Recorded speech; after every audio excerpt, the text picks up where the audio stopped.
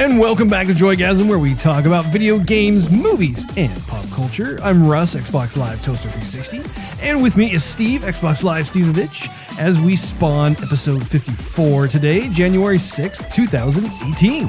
To get the most out of Joygasm, you can follow us on Twitter, Instagram, Facebook, Twitch, and YouTube. Just do a search for our podcast.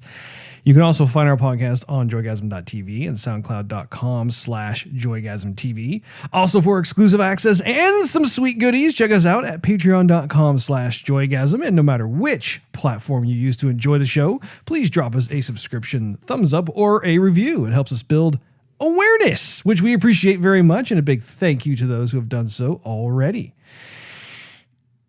We have a bit of a jungle of a show. Oh my goodness. I was going to say a welcome to the jungle of a show, but Steve beat me to it. We got a few little headlines for you in gaming news, and that includes Nintendo, Microsoft, and Naughty Dog before we get to the topic of the day, which will be our Jumanji Welcome to the Jungle movie review. But first things first. Steve, how you doing? Russ, I'm pizza-fied. I ate my fair share of pizza. Did you prefer the pepperoni or the Canadian bacon and pineapple? They're both really good. They're both really, really good. Real cheesy goodness. I think I need to drink something different than water with pizza, though, because something's got to degrease the grease, you know? That's what I'm saying. I'm not exactly sure if Coke is the degreaser you're looking for, but I gotta say, Coke for me is kind of the go-to drink when eating pizza. I haven't had a soda, let alone a Coke, in a long time. Well, I'm just thinking your average brewski might do it good. Beer and pizza is a good combo. Indeed. Absolutely. Especially if you are of age. Sorry for all those who are not. Mm-hmm. Yeah. 10-year-olds just sorry guys, falling off and getting into an alcoholic stupor is probably not the best thing. Not going to be advocating that on here on Joygasm. No, not be good. Not be prudent. No. How are you? I'm good. Okay. Yeah.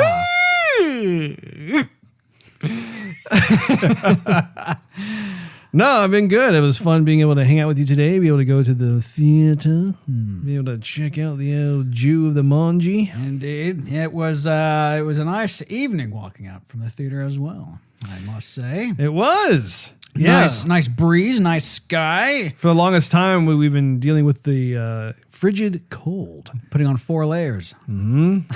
Yeah, it's been like an average of about 24 degrees around here the last week or two. And so today, actually, it warmed up. It felt like it was, what, in the 50s? Yeah, it was, 50-something. Yeah. I'll take it. It's funny, when I get cold, Russ, like this last time my boss was talking to me in the parking lot, and I'm trying to contain my shivering, because I'm a man, and I don't get cold. Mm-hmm. And my hands were good, my jaw was good, not shivering, not shaking. All my bodily shakes went down to my left butt cheek, and that was the only part of me shaking. But that was behind me, so no one knows. Stop it! I can't say I've ever had a butt cheek do all the quivering and shaking when I'm cold. That's a first for me to hear that. It's like the body wanted to say, look, we're going to shiver somewhere. You're telling us not to do it there. So some place is going to shiver. People walking by, what's wrong with that guy's butt? Yeah, is there something alive in that guy's pants? Oh no, it's one of those Richard Gere types. Relax, it's just my gerbil. Yeah. So have you been playing anything lately? No, I have not. Negatory on the plate. Negatory. I did finish season number 2 of Longmire. How many seasons are there? I think there's 5. Okay.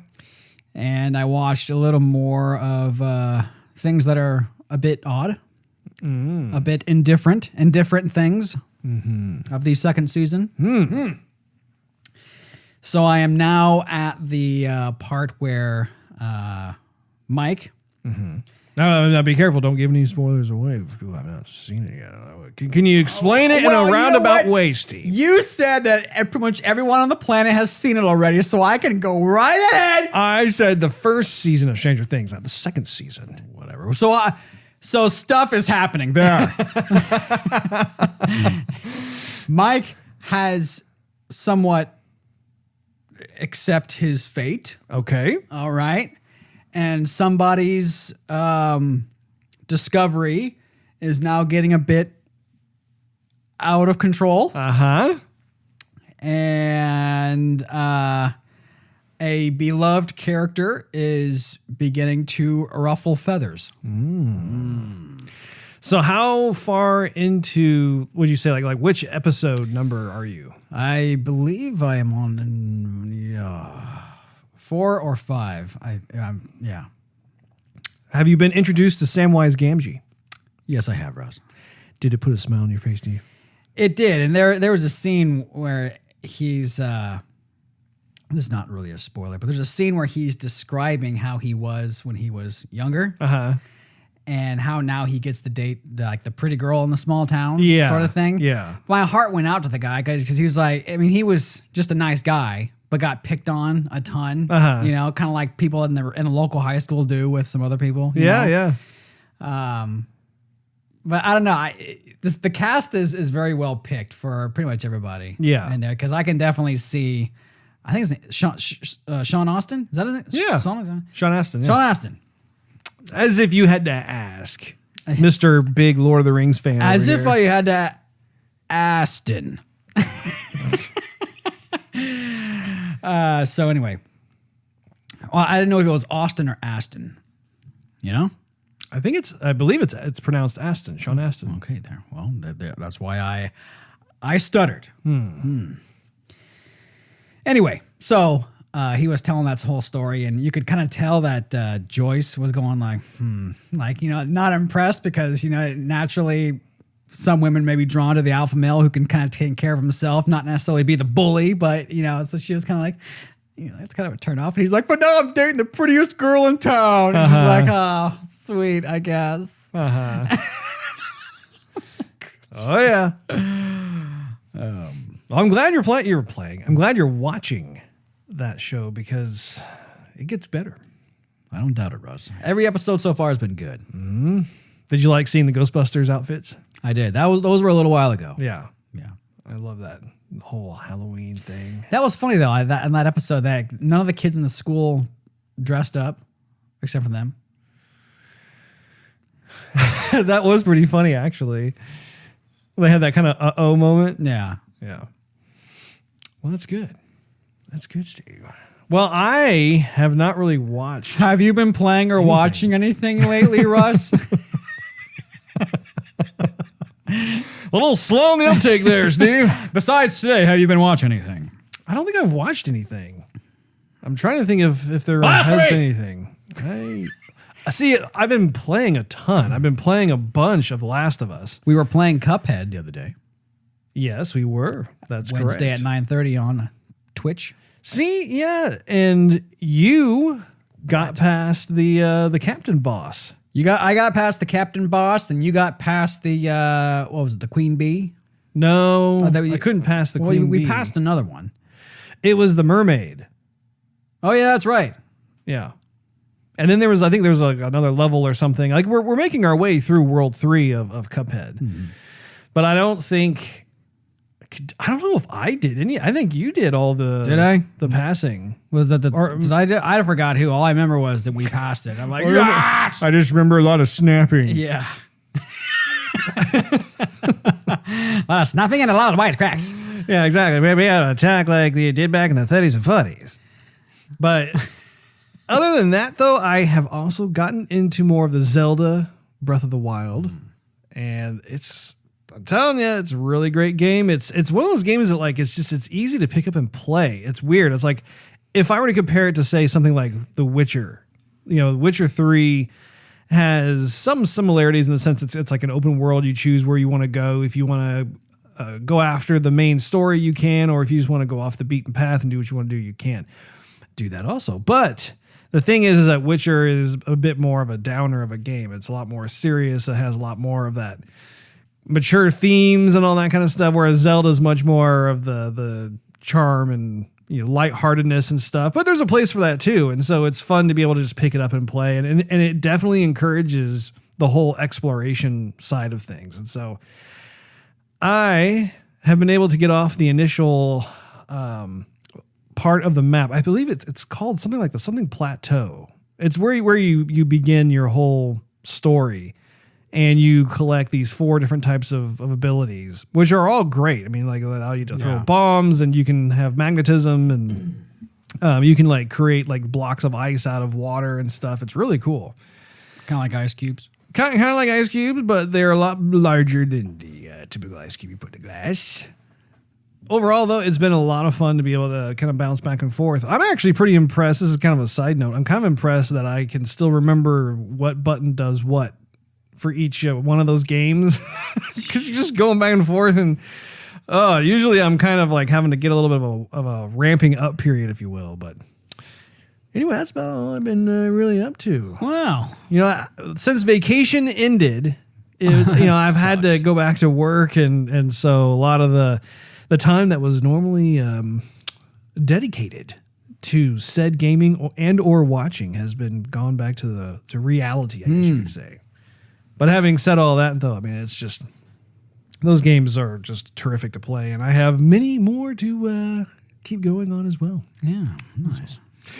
Well, moving right along here, we have had the relief, I guess you could say, of the fact that we finally had someone step forward from the round 2 SNES Classic mini giveaway in the form of Chris Pelfrey. And once again, just a little congratulations to that good fellow over there. The great news about that is that we can finally begin round 3. Round numero 3 of the SNES Classic mini giveaway. Steve, what exactly comes Let's see. in round 3? Well, Russ, there's a SNES. Mm-hmm. There's a wireless controller. There is indeed. And there's a book you had me obtain with it that I wasn't expecting to pick up for the show. Uh-huh. And in that book, That was so funny when the guy asked, you want one? You're like, no. I'm like, yes, he does. I'm like, no, Russ, no, I don't. Like, I quit holding up the line. Just take it. Oh, man. All right, fine. Throw it on. You know what? It's been a little while, Russ. What's in the book? The book itself is a collector's book. It actually depicts quite a few things in there, including the different stages of development when it came to creating the system of the Super Nintendo. So you have the different schematics and the wireframes and the prototypes, that sort of thing of the system. It also has, I believe, a lot of different art content from the various games that comes with the SNES Classic Mini. So it's definitely something that is a nice addition to having the system. It's going to be one of those little keepsakes. Yeah, that's a good way of saying it. You know what this one means the most, Russ? This is the most valuable of all the 3 giveaways that we've had. And why is that, Steve? Because I lost sleep. You lost sleep. And we stood and sat. I was going to say stad. 2 words coming out of my mouth at the same time. Losing ability to enunciate. Slow down a minute. So we stood out in the rain, and I lost sleep for like 3 or 4 hours. That we did. To pick this one up. And I think you picked one up because you're like, yeah, I'm going to take it. I love this stuff. And I was like, you're getting one too. I'm like, great. So this is all my hard work, my blood, sweat, and tears. Well, not really. Blood, sweat, and rain. His soggy bottoms. Soggy bottom. No, it's gonna be fun. It's a great thing. I like giving stuff away. Do you like giving stuff away, Steve? Makes me feel great. Makes me feel wonderful. Makes me feel excited. I love giving away, Russ. A little bit of a percolation going on there. Indeed.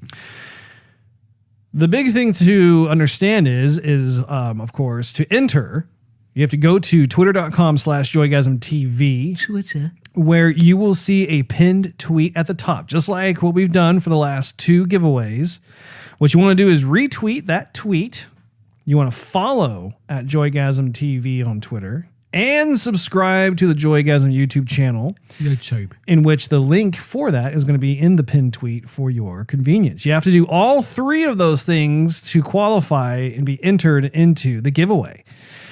For this particular round 3, the last day to enter will be February 9th, and we'll announce the winner here on the Joygasm show on Monday, February 12th, just in time for Valentine's Day. Just after my birthday, Russ. That's correct. Steve was very close to being a Valentine's baby. I'm full of love. And maybe in certain ways he still is. You never know. I was a Cupid baby. However, that's a really fun time, because if you win this and you step forward and you claim your prize, man, you and your hot little date could play some SNES Classic Mini over Valentine's Day. Or hey, even if you don't have somebody, well, whatever. You walk away a winner either way. You can play to your heart's content on Valentine's Day. So, do you have any other kind of residual thoughts on that giveaway? No, Russ, you just got me thinking about Valentine's. And I was going to say, you had a look on your face, and I was like, yeah. Do you have something else to add? Or I was thinking about Cupid and a little bow and arrow, and then I got to thinking about archery and how it's been a long time since I've shot any bows and arrows. Slightly distracted. Wow. Continue. That was like... So can I expect to see you naked with some like strategically placed like little fig leaf? Yeah. Little plastic wings on the back. You want to shoot some targets? You can even still see your left butt cheek quivering in the cold. That guy looks strangely familiar. Man. Like I've seen him somewhere else, only now he's like almost naked. Put something on. You're disturbing the neighbors. All right, let's move on here. Let's get into some gaming news. Nintendo Switch is now the fastest selling home console in U.S. history. Nintendo announced that the Switch is now the fastest selling home console in the U.S., shifting 4.8 million units in 10 months. In a press release, the company said that the figure beat its own record with the Wii, which sold 4 million units in the same period. 60% of U.S. Switch owners own Super Mario Odyssey, and 55% own The Legend of Zelda Breath of the Wild. 2018 will include Kirby Star Allies, which is what I'm personally looking forward to, Bayonetta 2, and a new game starring Yoshi. Fans can also expect continued support from major publishers such as EA, Activision, Ubisoft, Capcom, Sega, Take-Two, and Bethesda. I, for one, am not surprised by those numbers at all, considering the fact that 2017 was an extremely good year for the Switch. 2017 was a good year. It was a good year for a lot of reasons, but just the fact that the Switch came out, I believe it was like March or April of 2017. And then we got the Zelda game. We got Mario Odyssey. We got Splatoon 2. I mean, there's quite a few different ones going on. So, Steve's dancing and gyrating the music over here. Oh, we gotta get a camera. Indeed. You're talking, I'll dance. Yeah. Here's your glow sticks. Have fun. Uncharted, the Lost Legacy creative director, leaves Naughty Dog. Sean Eskeg, the creative director on Uncharted, the Lost Legacy, is leaving Naughty Dog after 7 years with the studio. Quote, 7 years ago, I joined the talented team at Naughty Dog on a project still in its infancy, The Last of Us, wrote Eskeg on Twitter. Well, the rest is history. Left Behind, Uncharted 4 were fleeting, and Uncharted The Lost Legacy pushed my creative growth even further. I will miss all my dogs, end quote. Eskeg is potentially moving on to join the team, get this, Steve, at Crystal Dynamics to work on its upcoming Avengers game, as he recently posted the Avengers logo on Instagram, writing, quote, to new adventures, end quote, in the caption. However, SK hasn't confirmed that this is indeed the case. Go ahead. Did he say dogs like with an AW? No. Okay. I'm Dogs just is in DOGS. I just had to ask. I'm gonna miss all my dogs. So did we talk about this before about Crystal Dynamics? I believe we did, Russ. That's one of the things that makes me excited, just because of their reboot of Tomb Raider and Rise of the Tomb Raider after that. Like, both of those games have been just extremely well done. Yeah. And the fact that they're going to do the Avengers game, I'm curious if it's going to be like an action RPG or MMO RPG, or is it going to be just more of an adventure game? Better be good either way. That's all I have to say. Makes me curious. Maybe we'll see something at E3. Maybe it'll just be a beat 'em up like the classic arcade. You never know. That was a good arcade. Yes, it was. Well, actually, it wasn't the Avengers. It was X-Men. No, there was an Avengers one. Was it really? Yeah. By Konami? I think it was by Konami, yeah. Really? Yeah. I don't remember that. I'll have to find a video and post it up on Facebook. Finally, Microsoft discontinues Kinect adapter for Xbox One S and X. If you recall, we had a story a little while back about how they discontinued the actual peripheral, but they were still selling the little adapter. Well, Microsoft has confirmed to Polygon that it has ended production of the Kinect adapter, the USB accessory required to connect the motion sensor to the Xbox One S, Xbox One X, and Windows devices, stating that it is refocusing attention on, quote, higher fan-requested gaming accessories, end quote. Back in October 2017, Microsoft, this is when they announced that they had ended production of the Core Kinect accessory.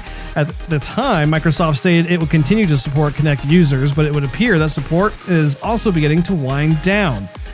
So it sounds like for you and I to continue doing our little twitchy twitch thing moving into the future, we'll just have to get ourselves a good old webcam, I think. You know, I have one, Russ. It's about, I don't know, 7 years old, but it'll work. 7 years old. I think it gets standard definition. Come on. Hey, but you know what? It might be as good of quality as the Kinect. I mean, come on. That camera's like below standard definition. Xbox One X? The Kinect dealio. The Kinect, the one that came with the Xbox One? Yes. I'm pretty sure it's a little bit more better than standard definitions do. Whatever. Well, I think it's about time we get into the ode. Todd, what do you say, Steve? Let's ride our zebras on into it, Russ. Oh. Having fun with my Jaguars. I see Steve swinging like the monkeys. I like elephants.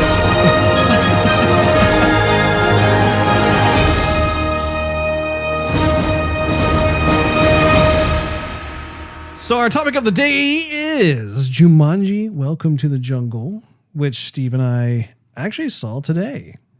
Pretty fun, don't you think? Is it Jumanji? Welcome to the jungle! Yeah, pretty much. Pretty much. You probably woke my daughter up by doing that. Way to go. It's not even the time yet. Right? Yeah, It's not sure. even the time yet. I was watching it with a sharp eye. Well, let's watch the trailer just to refresh ourselves real quick. We haven't seen it enough already. I found something. You gotta check this out. Who plays board games anymore? Yo, what's this? Jumanji. Pick a character and you're that person in the game. Bethany, you in? I don't spend my life staring at a TV screen. Fine. Oh my god! Where's my hair? Where's the rest of me? Oh my god, we're in different people's bodies! Bethany, don't look at it! No! I'm an overweight middle-aged man. Wait a second. Where's my phone? Don't cry, don't cry, don't cry, don't cry. I think we've become the avatars we chose. Welcome to Jumanji. This is a video game, which means we each have 3 lives. Come on, let's go. I'm Alex. Watch your step in here. So gnarly. We can help each other. We all have special skills. Weakness? None?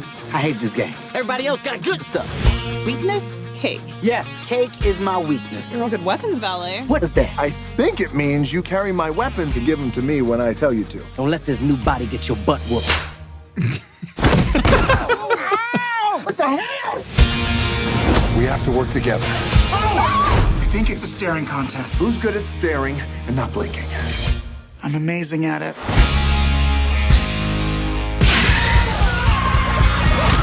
I can't even with this place.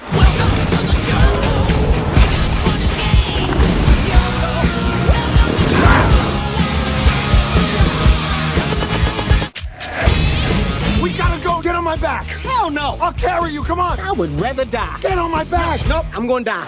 Let me down! What is this? Pound cake. Cake? Isn't that your weakness? Something happening to me? Am I shaking? Am I still black? Yes. Okay, we're fine. Everything is fine. It's all good. Jumanji. So, I figured we could just start off with some high-level thoughts and then get down into it. Let's do it, Russ. So this was a film that when we were looking at early on in 2017, we were checking out the trailer for just for reactions. And it was one that I was looking forward to seeing. It wasn't one that was like super crazy high on the list, but it definitely struck something inside me where I was like, man, I think that'd be a fun movie to go see. And I know that at the time you were a bit more skeptical, I guess you could say, about the movie itself. So I think it struck the Guns N' Roses chord. In you, Russ. That's what it was. It did. But now that I've seen it, what'd you think? I thought it lacked the abundance of jungle life like the first one did. They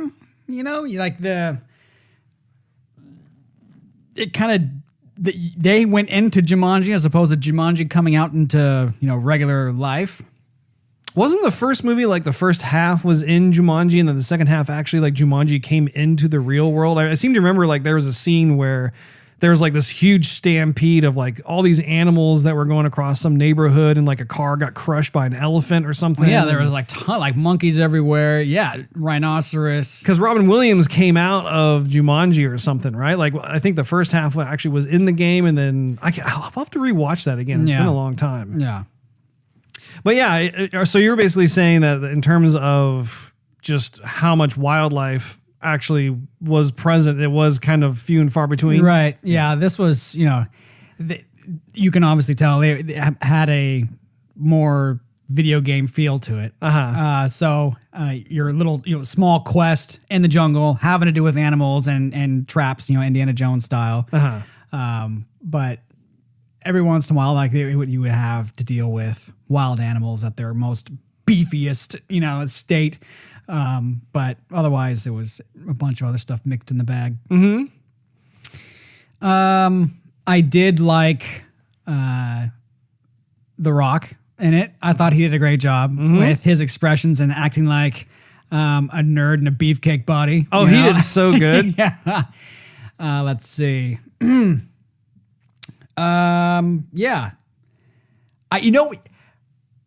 I'll go into that in the spoilers. Yeah, what did you think about that, Ross? What was your high level thoughts? I thought it was a fun movie. I was glad to see that just from the trailer, from back when we were first looking at it to now, I still left the theater with that same type of reaction of just like, oh, it was just a fun movie. It wasn't something that was supposed to be deep. It was just a popcorn flick that you go in and have some laughs and just see what's going on. And even though it was complete, from a kind of a overarching outline standpoint, it was predictable. You knew they were going to make it out alive and that sort of thing. But I got to say that there were actually a few instances throughout the film where I actually didn't know that particular thing was going to happen. And so I think that's what made it partially enjoyable as well for me. Just having certain things go on that were just, I don't know. I was expecting it to go one way and then it went the other. I think one of the other biggest selling points of the success of this film to me was just the chemistry. Like the chemistry of the actors were just great. I mean, you could tell they were having fun doing the film. And they were having fun just being these characters because it's, I don't know, like the whole notion that they are actually portraying avatars of these high school kids. I don't know. I could see how that could be a lot of fun because you're not, The Rock's not playing The Rock. He, like you said, he's playing like this nerdy kid, and Kevin Hart is playing this football player, and just some of the situations that they find themselves in. It was just fun. It was just, I don't know. I just like that a lot. I do share the same observation that you had, which was just, I found that the jungle was actually quite dead of any kind of wildlife. Yeah. I mean, it was just a whole lot of foliage and trees and big leaves, lots of bushes. But yeah, like just, the villain was, I actually like the guy who played the villain. I think his name is Bobby something or other. I know him. Yeah. Bobby something. He was on Boardwalk Empire, which was an HBO TV show that I watched. It was really good. He was a great bad guy.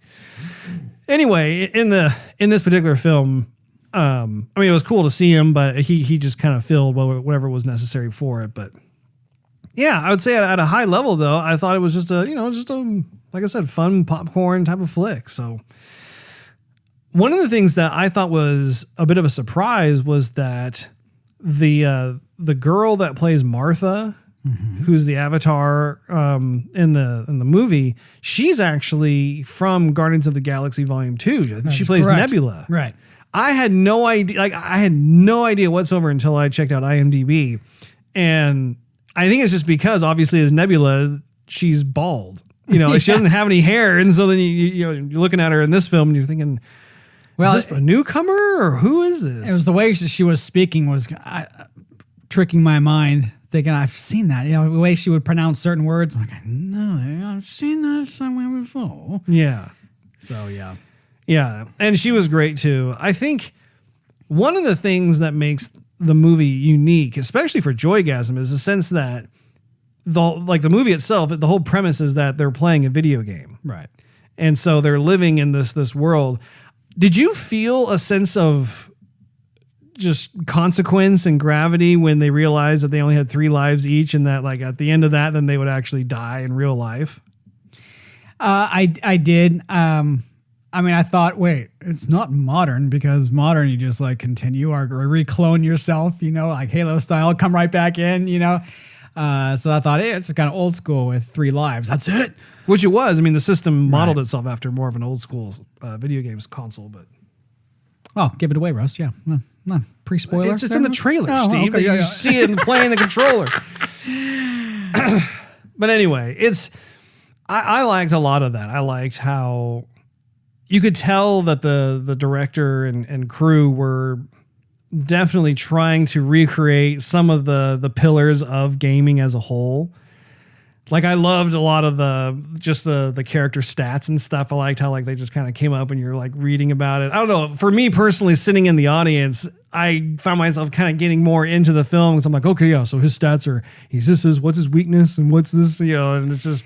I thought that was a little bit too basic though. I mean, it was obvious like Dwayne Johnson was going to be the muscle of the group and the chick was going to be the martial artist, but like no one else had any decent abilities besides reading a map and carrying stuff. Like, give them some more abilities. They got to be cooler in other ways. Well, and some of that has to just have to do with like just the comedy of it, right? It's like if everybody has like these super serious abilities, then you lose opportunities for the humor to come into play. So just some of the humor of like, Kevin Hart's character, for instance, in real life in high school, he's like this, popular football player, but in the game, it's like he's utterly just this like weapons chauffeur or not chauffeur, but valet. Things like that I thought were pretty fun to look at. But tell me some more of your thoughts about the movie, Steve. Well, I thought the villain was kind of forgettable. I mean, he was just like the bad guy, but nothing really special. I did think the characters were, some of the high school characters were a little bit cookie cutter in a way. Nothing too strong, but again, popcorn movie. The first act to me didn't seem very funny. Actually, the first and second act. Then like the last half of the movie, the third and fourth act, then it started getting more funny for me.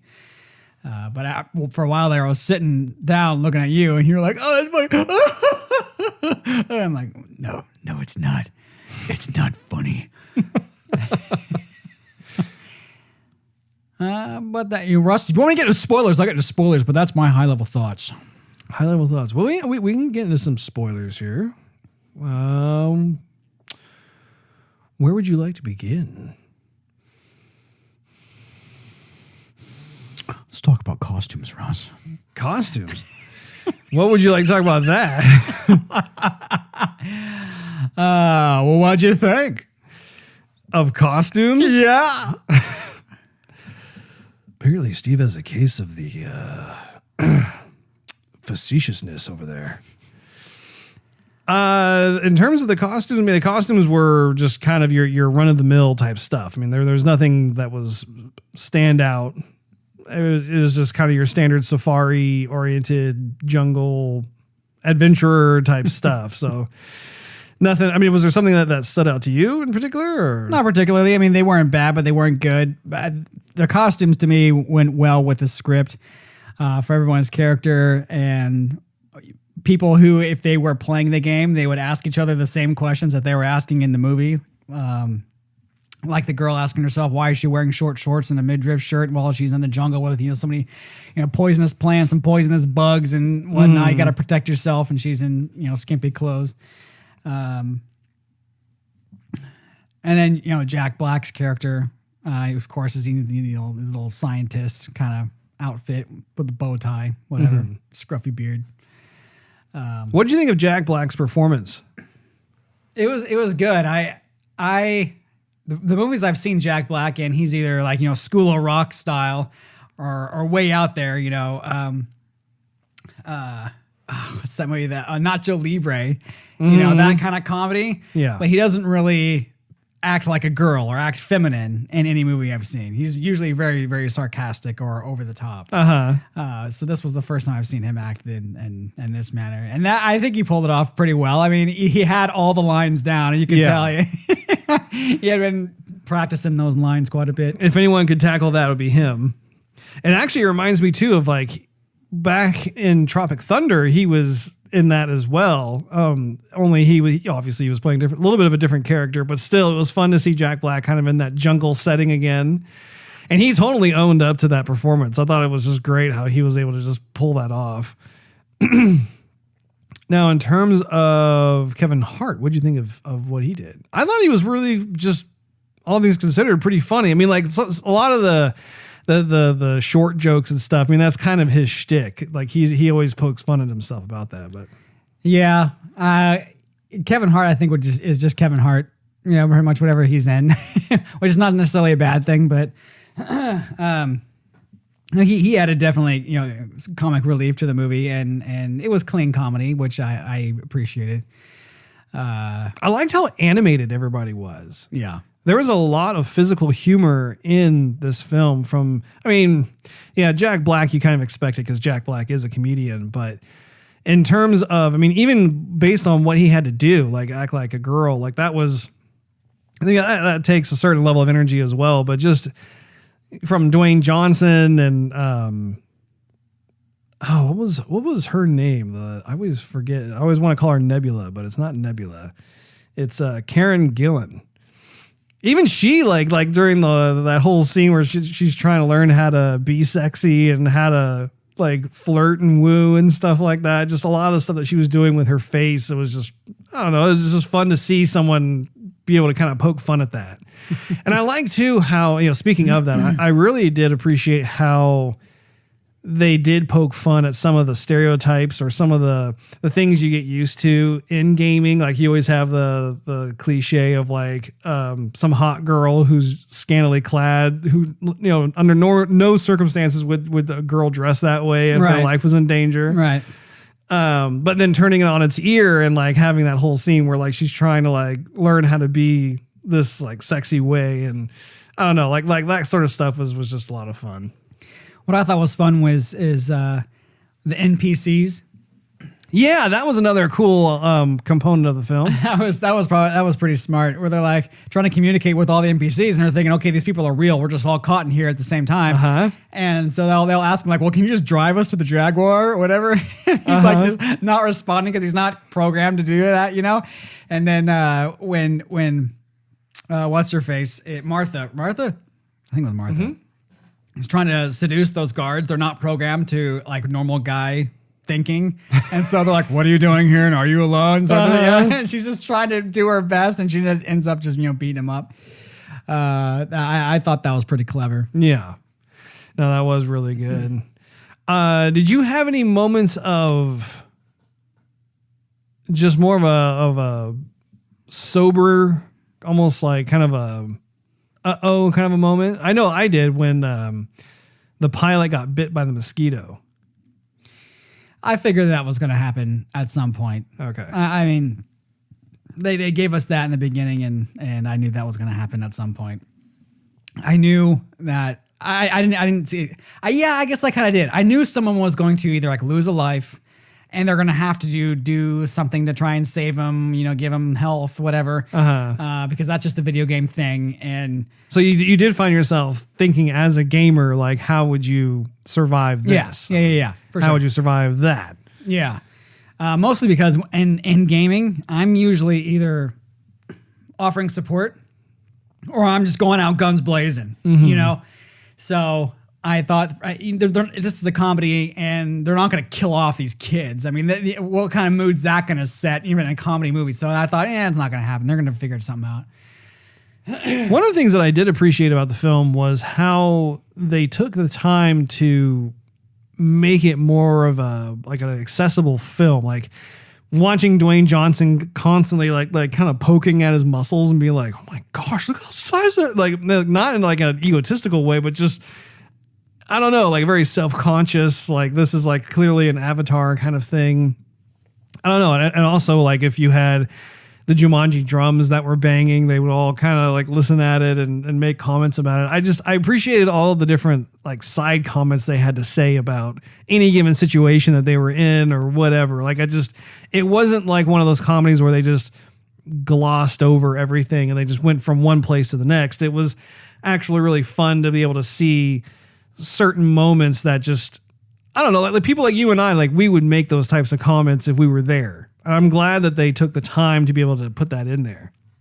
I'm glad they had one moment where it wasn't played out the best, but I've been in these circumstances before in a game, and I know you have too, where you're obviously a better player and you need to accomplish something in the game, but that might mean sacrificing another player to accomplish what you're trying to do. And I thought, okay, they dropped the jewel. Yeah. And then so they were trying to, land, get the helicopter low enough so that he can pick it up. But the way that the film played out is The Rock should have jumped down and ran because he's fast. Right. That was his ability. And instead he sacrifices Kevin Hart and then he just jumps out of the helicopter and picks up the diamond and be like, okay, I got it. Okay, he's dead, sort of thing. I was a little surprised by that too. I was thinking, whoa, that was a little not caustic, but a little calloused. Yeah. But then sometimes when you're playing games and you know exactly what needs to be done, you just do it. And so the game ends and the level's complete and you all get credit at the end. So, you can look at it both ways. I did think it was a bit interesting how they decided to go with a video game this time around instead of a board game. And it was interesting how in the beginning of the movie, how even the kid from 1996, he sits there and he goes, man, who plays board games anymore? And I was thinking to myself, well, everybody does. I mean, board games, especially like the classic Monopoly, Chutes and Ladders, all those, the Life game, whatever. You always have certain classic games that are just timeless that no matter which generation you're a part of, you're going to play it at least once or twice or something. Obviously, when you're in high school, you kind of gravitate away from that. You're playing more of the gaming side of things. But what was your thought about how Jumanji as a game itself turned into a gaming system? How it was almost as if like it heard what this teenager had to say and then had to like repurpose itself almost to like make it more appealing to get people to play it. Yeah, the game Jumanji is alive in itself. I mean, or at least it spawns life. So it had to be alive. It's its own entity. Its own entity. I don't know about making plastics and, cables and whatnot, but, I went with it. It was part of the movie. But it had to adapt to the culture or else it would have been forgotten. Yeah. Because a lot of folks, and this might be a point too, is when you multiplayer online, no one's sitting next to you on the couch, right? You're not plugging in your systems and playing 16-player Halo Slayer, where you have 16 people in your house yelling at each other and cursing at each other and then, having a grand old time.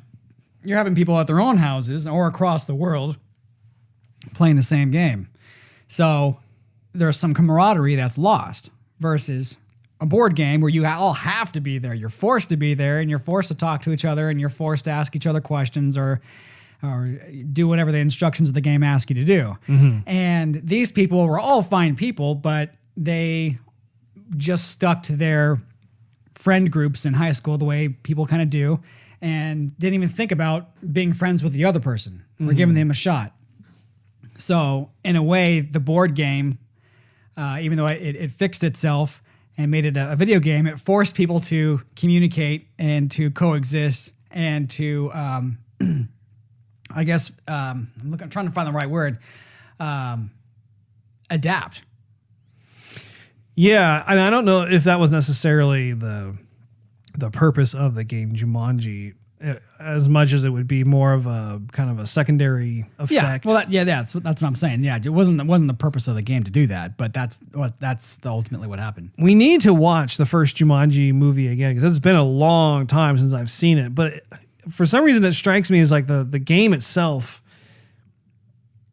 I don't know. I almost compare it to Loki in the sense that it's a very mischief oriented entity that just tries to ensnare you into whatever kind of, I don't know, world or whatever it is where like you're put through trial and tribulation and that sort of thing, and then by the time you get out of it, then all of a sudden you have a different perspective, or like you said, like you have different relationships that have been forged or bonded as a result of it.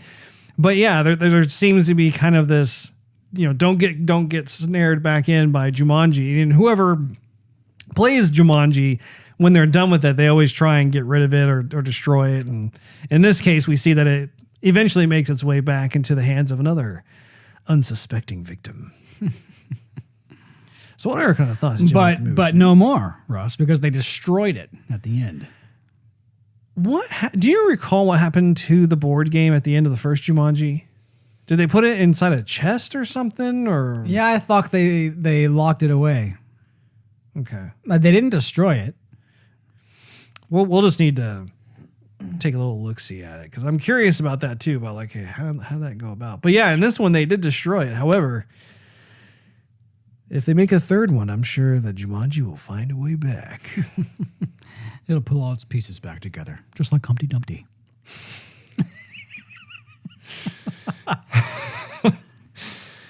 I don't really remember too much about the soundtrack other than those drums playing every now and then.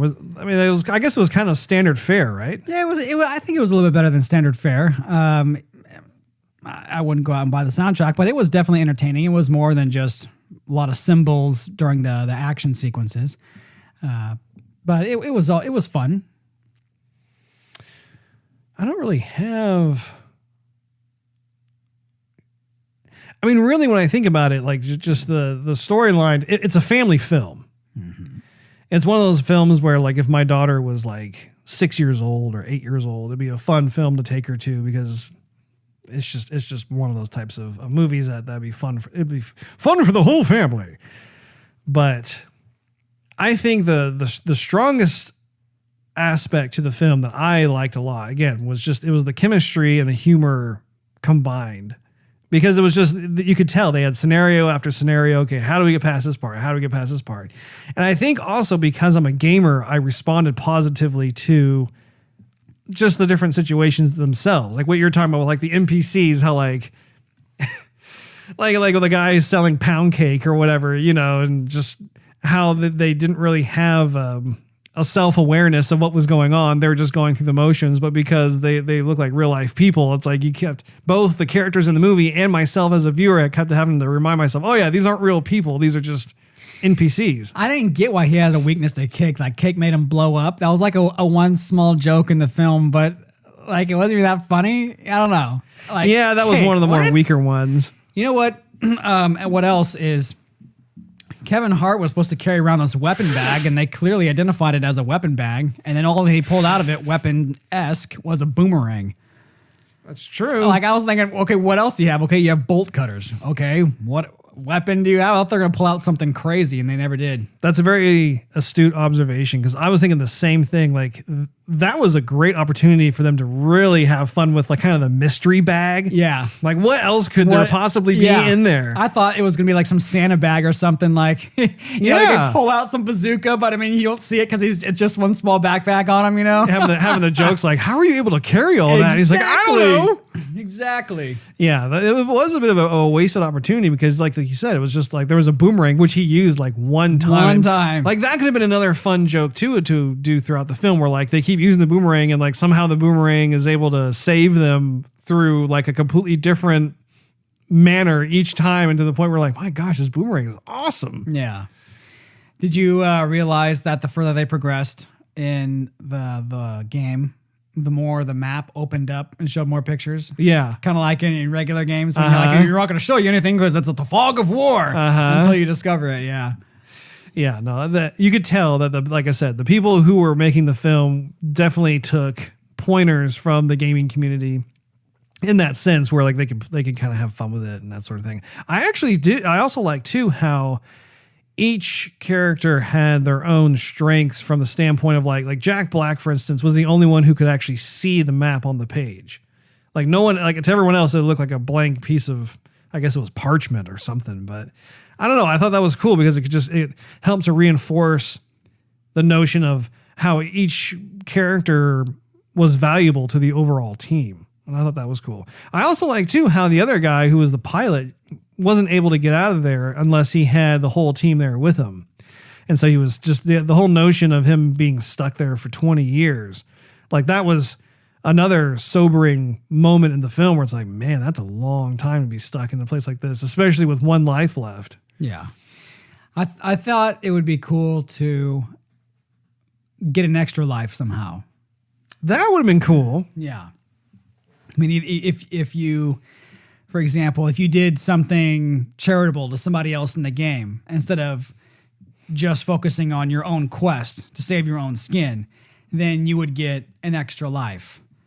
Something like that. That would have been pretty neat. Yeah, I agree. What are some criticisms that you have of the movie? Well, first and foremost, I thought constructive criticisms, Steve. Constructive criticisms. Okay. Well, let me think about that for a second, Russ, because like I was going to say that the characters were a little cookie cutter. Criticisms. I thought that being a video game, there should have been more video game stuff in there. What do you want to see? Effects, for example, more effects, more abilities, because when you play a game, like if you throw a punch or you make some crazy leap across something, you have a ton of crazy abilities in games that should be transposed into the movie because they're playing the game. Mm-hmm. And all you saw was him throw the boomerang and him kind of punch people around. I mean, there was one guy who was like throwing up way high in the air, but that was about it. I thought, okay, are they going for the real life or are they going for the video game? Because if they're going for the video game, then I thought there should be a lot more stuff added in there. It would have been nice if they had a scoreboard at the end of each level. See who had the most points. True. Just as like kind of like a little side thing. Yeah. Yeah. Who had the most kills. Yeah, exactly. But then again, that's a fine rope they would have to walk, because if they overdid it, then it would take away from the movie. Sure. I wanted to see more villains because we had guys on motorcycles and then we had wild animals being wild animals. And I thought, okay, well, you have anything else? Because as you progressed in a level, you're going to get stronger and stronger baddies. Right. Well, and I don't feel like as though we really knew enough of the antagonist either. Like, was he just manifested to be an antagonist for the Jumanji game, or was he someone who was also caught in there as well? I mean, they had the backstory initially in the film, but other than that, it's like you really didn't know anything. Speaking of the backstory, that was a nice touch. He's like, what's happening right now? Oh, this is what's called a cutscene where you're still playing the game, but you're not playing the game. Man, I remember as a kid, we used to really enjoy the cutscenes. As a matter of fact, we still do, but we would invite friends over to play PlayStation and Sega and whatever, and they wouldn't be as into the games as we were. Right. And so the cutscene would start, and we would think, okay, this is really cool. He's got to watch this. And they had to go, start button, A button, skip it. We're like, that was a good part. Yeah, I remember that very vividly. Well, how many stars would you give this film? I would probably... I walked out of the theater feeling good. I didn't feel bad. I felt good. Yeah. I just wanted it to be funnier, and I wanted some more game stuff in the movie. So I would probably say 2 3/4. Okay. Yeah, I was going to say, I give it 3 stars. Yeah. I was thinking of 3, but I wanted to laugh more because it's a comedy. I wasn't laughing that much, but I still felt good, like I said. So Okay. I still was entertained. Well, let me ask you this. Since you saw the film, did it change your perspective of it since the time that you saw the trailer for the first time? Like, did you walk away going, oh, that was actually better than I thought? Or was it the same or worse? It was about the same. Okay.